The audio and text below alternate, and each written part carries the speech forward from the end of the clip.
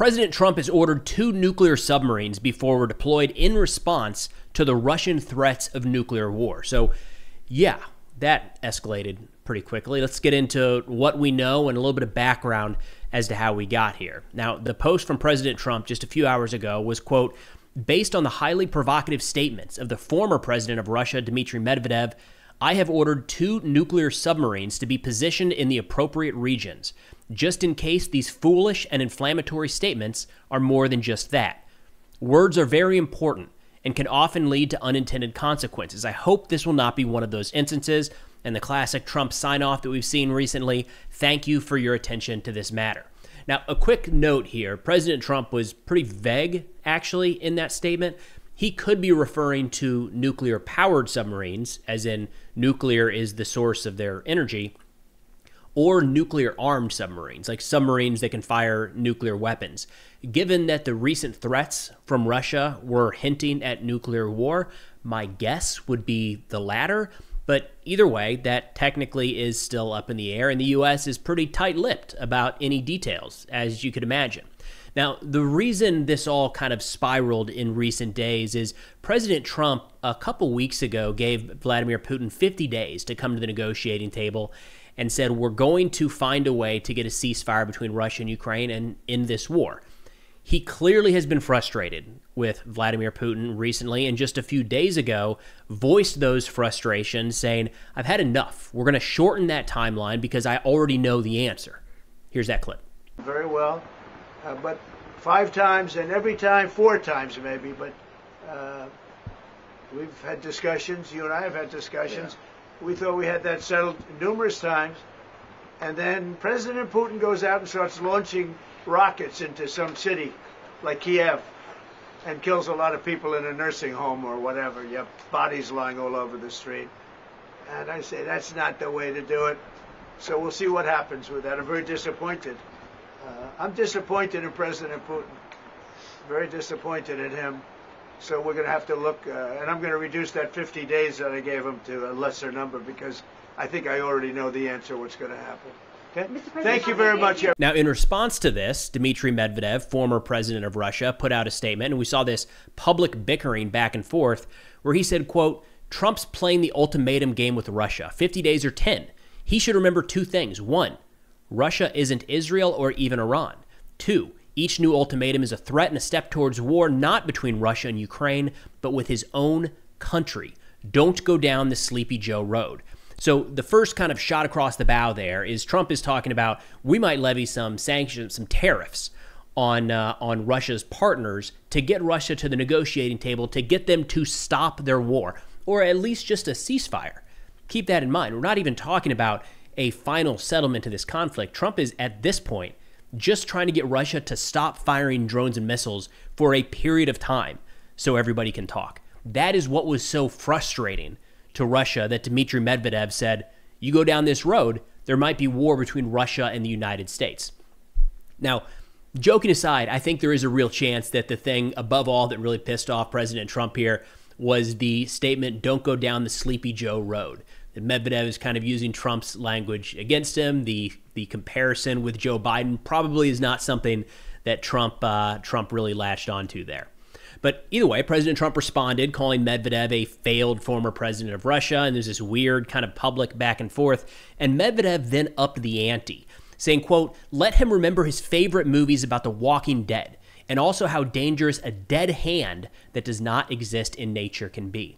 And what he's getting at there is this kind of insinuation or kind of saying without saying that nuclear war would be destructive to the United States. So the dead hand concept is the idea that even if a country's leadership and most of their nuclear capabilities are eliminated in a first strike, there would still be the capability, a dead hand switch sort of thing, to launch a nuclear retaliation. It's one of the concepts of mutually assured destruction. Because you can imagine one idea there would be if the United States and the Soviet Union, now Russia, both have enough nuclear weapons to wipe each other off the map, what if that means the first strike, if we carry one out, we have to eliminate their capability of carrying that out, right? And if we do that, maybe then there's no retaliation. The dead hand concept is that essentially you're not going to be able to do that. That's an impossible task is kind of what they're getting at. Medvedev straight up threatening nuclear war with the United States again over the frustration that President Trump is simply trying to get Ukraine and Russia to the negotiating table. That is a bridge too far for Putin and Medvedev right now. Now, we're not seeing a lot from Russian media in terms of a response right now. TASS, the top of their website, like #1 article on their webpage, and this is Russian media, said, quote, Trump orders relocation of 2 U.S. submarines allegedly because of Medvedev's words. I mean, I don't know that I would say allegedly, because in Trump's statement, he explicitly said because of the words of Medvedev. So we really got to read between the lines on that one. Now, surprisingly, TASS said the Pentagon has not yet responded to their requests to clarify where the submarines were sent. They might be waiting for a little while before the U.S. or the Pentagon sends to Russia the exact location of, or the location at all, of our submarines. But nonetheless, points for asking, right? But it wasn't just this statement that riled up a lot of Russians today. We saw another post by President Trump talking about the casualty figures so far in this war, and it's something that he's been highlighting for a long time, is he wants the killing to stop, he wants the war to end because the number of deaths just continue to increase. And he put out a statement saying, quote, I've just been informed that almost 20,000 Russian soldiers died this month in the ridiculous war in Ukraine. Russia has lost 112,500 soldiers since the beginning of the year. That is a lot of unnecessary death. Ukraine, however, has also suffered greatly. They have lost approximately 8,000 soldiers since January 1st, 2025, and that number does not include their missing. Ukraine has also lost civilians, but in smaller numbers, as Russian rockets crash into Kyiv and other Ukrainian locales. This is a war that should have never happened. This is Biden's war, not Trump's. I'm just here to see if I can stop it. Now, a lot of the argumentation here in the commentary is around those numbers, and you're going to see a lot of folks kind of pick them apart and what is accurate and what is not. And we've got a Russian response here where they're just livid that Trump would even suggest that many Russians have so far been killed in this war. The bigger piece to me here is not the numbers, because both Russia and Ukraine are doing their best to not make those easily publicly available, because it's a sensitive issue for each side to understand the strength and the capable manpower each military has. But the tone of this has shifted dramatically from blaming Ukraine. For a long time at the beginning of the presidency, we saw a comparison. It was 1-to-1. Both sides are at fault. Both sides have done a lot of things wrong. There was a stretch in there where President Trump even kind of underhanded blamed Ukraine for dealing with this war. If you remember, saying Zelensky never should have gotten into this war, never should, that kind of talk. This is the total other direction, where he's talking about Russian casualties, and then he says Ukraine, however, has also suffered. He talks about the Ukrainian civilians, just the tone of this, the Ukrainian civilians that have been killed by Russia, clearly upset with Putin. Now, in terms of the skewed numbers there, 20,000 in a month and 112,000 since the war began, compared with 8,000 for Ukraine. I'm not entirely sure. You'll notice in most videos, I rarely ever cite casualty figures. They're just very, very hard to come by. I would expect at this phase in the war to see more Russian casualties than Ukrainian, and it's not close. The reason for that is in multiple areas of the front, Ukraine is on the defensive, just about everywhere, and Russia is on the offensive. Day in and day out, we are seeing, like in Pokrovsk right now, it's like 100+ attempts to infiltrate the lines. So these are infantry, dismounted often, sometimes mounted on unarmored vehicles, trying to assault Ukrainian positions. What do you think happens in that situation? A lot of them get killed. And a lot of times they're killed with Ukrainian drones. So it's not even like a firefight where sometimes the Ukrainians might suffer casualties. It's the vast majority of the exposed troops right now are Russians moving across the front. That's been the case for months on end. So it would be expected at this point that Russia is suffering higher casualties day to day than Ukraine. It's just the nature of the fight. Now, the Russians not super happy about this. One Mill blogger, Alexander Kotz, said, quote, Trump once again pulled numbers out of thin air. One wonders, and he gets into some weird lingo here, but he says, where does the president get these casualty statistics from? Could it be from Bankova, which is like the main capital street in Kyiv? So he's saying like from the Ukrainian government. Everything is fine there. The armed forces of Ukraine have already recaptured Mariupol. and the advanced units of Azov have reached the outskirts of Voronezh. The last surviving Russian men of conscription age, disguised as horses, are fleeing to Mongolia. Eternal winter reigns on the streets, and hungry bears roam.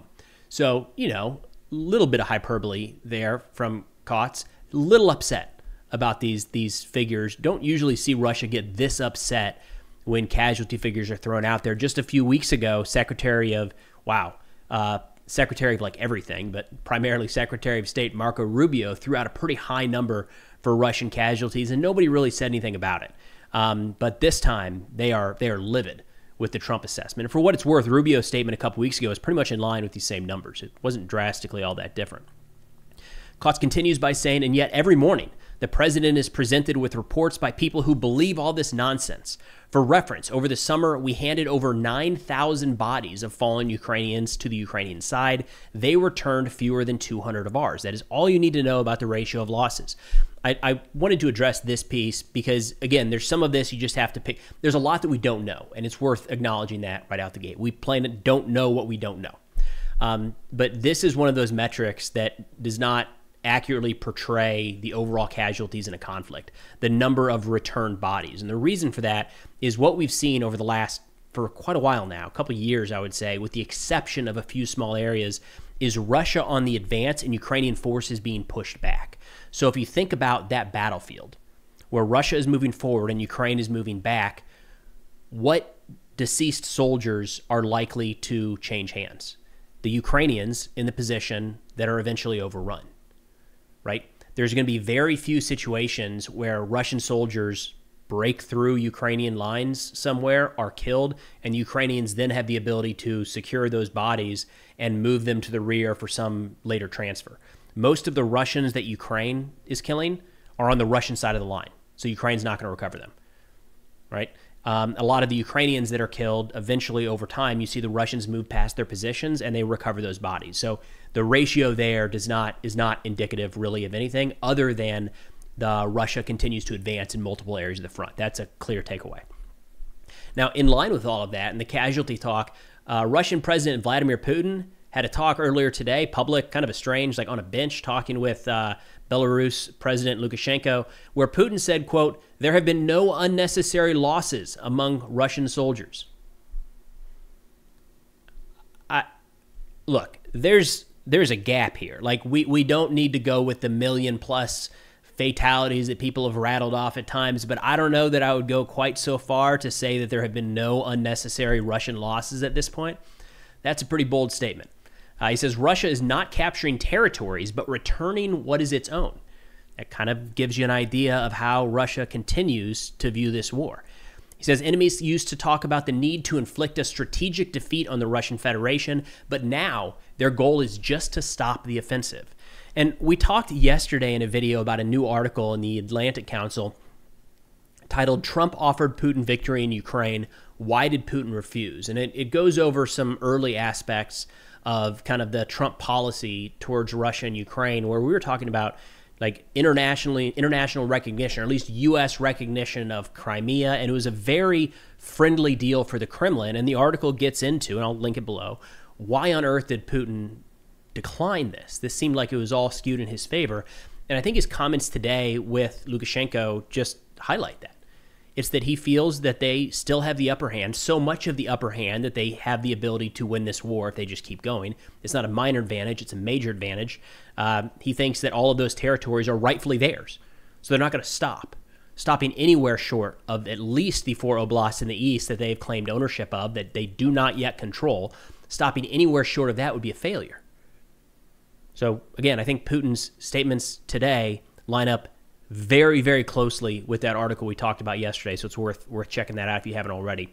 And then last piece here I wanted to go over, Igor Girkin, always just doom poster in Russia. He actually thinks what we're seeing right now is the stage being set for a Ukrainian offensive in the next couple days.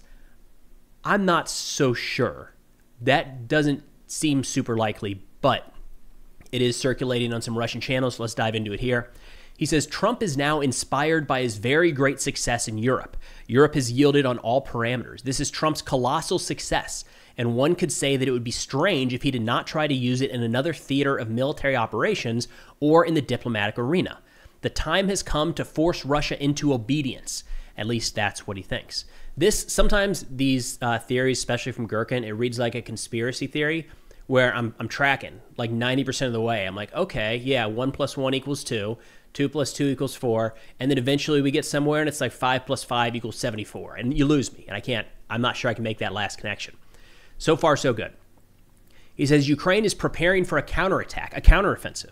They traditionally begin their counteroffensives in August or September. Apparently, the deadlines are running out, and in order not to disrupt, as they say, the truce on its part, Ukraine could well agree with America to shorten the ultimatum. And then we can expect the offensive of Ukrainian troops and active actions on the front after August 6th or 7th. So what he's getting at there is Ukraine is in this period of time right now where they're actively not pushing forward because they want to be able to show President Trump that they are very in favor of some sort of negotiated settlement. And offensive operations right now would, be a poke in President Trump's eye. I'm not convinced that that's why Ukraine is not on the offensive. Personally, we've talked about this in quite a few recent videos. It seems like the most effective means for Ukraine to carry out this war right now at the lowest cost across the board in terms of manpower and equipment to Ukraine and the highest cost to Russia is the defensive posture they're currently in. I'm not entirely sure they're lined up well for offensive operations, but nonetheless, Girkin says this is despite the fact that Ukraine continues to carry out air, UAV, and missile strikes regularly, but is clearly holding back significant forces, which it plans to use apparently on a massive scale. The enemy has never yet used its 80 F-16s with long-range precision missiles to their full extent. A simultaneous strike by such an armada is capable of inflicting very serious losses on our troops and our facilities. So far, it has not happened. I think that's a little bit of a misread on the capabilities of these weapon systems.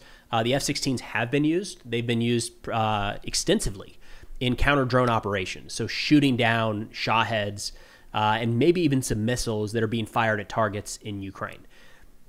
The F-16s are there, no doubt, as are a number of aircraft. I think this is very similar to when Abrams tanks were showing up in Ukraine, and the assumption was, well, Abrams will be used to break through the Russian lines and carry out some massive attack. Maybe, but that's also not necessarily the type of war that is being fought right now. It would be unusual for aircraft on either side to breach the front lines and move into enemy airspace, or honestly, at this point, even get fixed-wing aircraft all that close to the front line. So yes, Ukraine has a lot of F-16s that have not really been used. There's been some use, but not really been used in an offensive capacity. I don't think that necessarily translates to they're getting ready for some large-scale raid into Russian territory or Russian-occupied territory. He says Ukraine is still building up its forces. Trump adjusted the timing of the ultimatum for this. Russia will still be blamed. We need to prepare for a long, difficult war against NATO, for Crimean War II, which NATO countries will sooner or later get involved in. If not as coalition forces, then at least individual countries will definitely participate in it. We are starting to see more and more of that language on Russian channels where they're just saying, hey, it's inevitable. NATO, the United States, at the very least, one-off countries from within the alliance are going to join. And there's quite a few historical examples here. It makes me kind of nervous. Anytime one country says, well, we're going to get attacked by them at some point, it sets the stage for we may as well get it over with now, or we may as well do it on our terms. And you can find examples from World War I, World War II, and countless other conflicts where that's been the case. That's a little nerve-wracking because if you write that second part off as a definitive, it is definitely going to happen, then it justifies any number of offensive, aggressive operations in the meantime. Preemptive type strikes. Little nerve-wracking anytime Russia starts rattling off that this is a done deal. We may as well just get this thing started. But nonetheless, that's kind of where some of the conversation is today. But that's all we got for now. Thanks for watching, and I'll see y'all next time.